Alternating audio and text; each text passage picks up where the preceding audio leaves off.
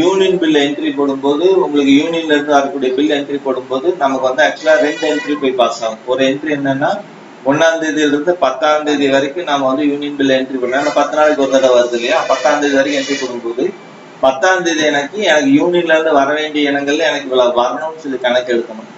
என்னைக்கு தேதி நாம பேங்க்ல பேமெண்ட் பண்றோமோ அன்னைக்கு தேதியில எனக்கு அந்த வர வேண்டிய இனங்கள் வந்துருச்சு அப்படிங்கிற கணக்கு எடுக்கணும். இதுதான் பேஸ். நல்லா புரிஞ்சுக்கோங்க.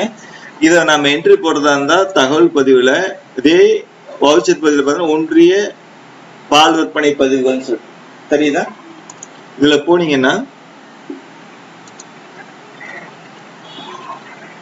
மேல எனக்கு வந்து வங்கியில் பணம் போடும் தேதி இப்போ 1 10ஆம் தேதி வரைக்கும் வந்திருக்கக்கூடிய பேங்க் பேமெண்ட் எனக்கு வந்து 5ஆவது மாசம் 4ஆம் தேதி போடுறாங்கன்னு வச்சுக்கோங்க. 4/5 பேங்க்ல எனக்கு பணம் போடுறாங்க. ஓகேவா? என்னைக்கு தேதிக்கு உண்டான பேமெண்ட் 1/4/10 அதுல இருந்து 10 நாள் வரைக்கும். கான்செப்ட் புரியுதா? 1/4 இருந்து 10 நாள் வரைக்கும். இந்த 1/4 இருந்து 10 நாள் வரைக்கும் நான் கொடுத்தோடனே கீழே எரும்பால் அளவு எவ்வளவு, பசும்பால் எவ்வளவு அப்படிங்கிறது நீங்க ஏற்கனவே யூனியன் பில் அடிச்சிருப்பீங்க இல்லையா? அதுல இருந்து எடுத்துக்கோங்க. ஓகேவா? இது எதுக்காகனா பிஎம்சில இருந்து கொடுக்குற அளவு நீங்க அங்க டைப் பண்ணிருப்பீங்க. பட் ஆனா ஒரிஜினலா யூனியன் பில் ரெண்டுக்கும் வித்தியாசம் வர்றதுக்கு என்னைக்காக ஒரு நாளைக்கு மாறுறதுக்கு வாய்ப்புகள் உண்டு.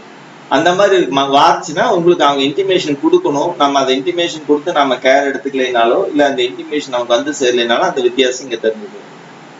ஓகேவா? அப்படி பார்க்கும்போது நமக்கு இதுல தெரிஞ்சுக்கலாம். இதுல நான் எவ்வளவு கொடுக்கணும்? 96,026 ரூபாய் மெம்பருக்கு பால் கொடுக்கணும். அதாவது பால் பணத்து வந்து யூனியனுக்கு கொடுத்ததுக்கு நான் வரேன். லோக்கல் சர்வீஸ் போக நான் யூனியனுக்கு அனுப்புறேன் இல்லையா? அந்த பேமெண்ட்ல எனக்கு வர வேண்டியது எவ்வளவு? 96,026 ரூபாய் யூனியன் பில்ல நான் அடிச்சிருக்கக்கூடிய விஷயம். இது அங்க இருக்கக்கூடிய பில்ல சப்போஸ் ஏதாவது சேஞ்சஸ் இருந்ததுன்னா அந்த அமௌண்ட் மாத்திக்கலாம். இப்ப 96,700 மாத்தணும்னா மாத்திக்கலாம்.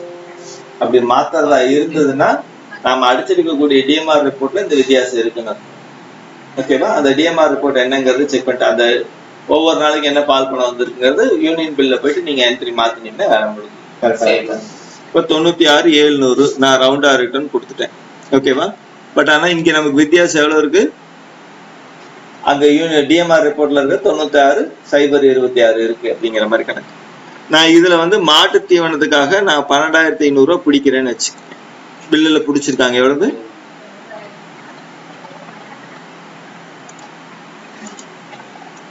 நம்ம 10 மூட்டை வாங்கணும் இல்லையா? அந்த 12,500 ரூபாய் பிடிச்சிட்டாங்க அப்படின்னா மீதி எவ்வளவு இருக்கும்? 84,200 ரூபாய். இது நமக்கு எங்க வந்திருக்கும்? வங்கியில வந்திருக்குமா? இவரது கனரா பேங்க்னு சொல்லிட்டேன். 84,200. இப்போ நமக்கு கீழே எவ்வளவாச்சு? Cross bill 96,700. 96,700 உண்டான அட்ஜஸ்ட்மெண்ட் அடிச்சாச்சு. பேலன்ஸ் 0. இதை நீங்க சேவ் பண்ணீங்கன்னா இந்த 10ஆம் தேதி அன்னைக்கு என்ன பண்ணணும்னா அந்த 96,700 ரூபாய் எனக்கு யூனியன்ல இருந்து வரணும்னு ஒரு கணக்கு எழுதும். மேல 4/5 எழுதியிருக்கிறோம் இல்லையா? அந்த 4/5 அன்னைக்கு எனக்கு இந்த 96,700 ரூபாய் எனக்கு வந்துருச்சுன்னு கணக்கு. இந்த 2 வேலையும் பண்ணணும். இதுல சேவ் பண்ணிட்டீங்கன்னா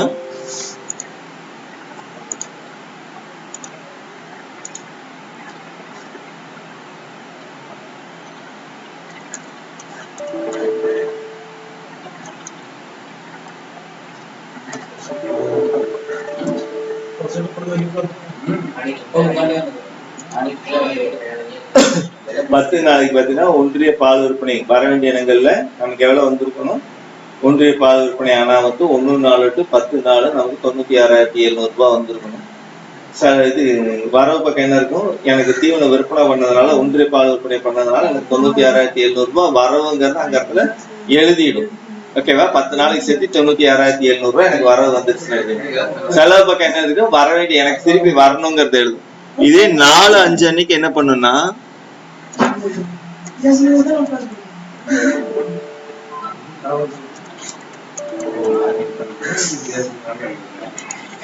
அந்த இடத்துல செலவு பக்கம் காமிச்சிருக்கக்கூடியது இந்த பக்கம் வரவு வந்துருச்சா? வர வேண்டிய இனங்கள். அதே மாதிரி இந்த பக்கம் பாத்தீங்கன்னா மூட்டைக்கு செலவு பண்ணது 12,500 ரூபாய் வந்துருச்சா? மீதி பேங்க்ல பேமெண்ட் பண்ணது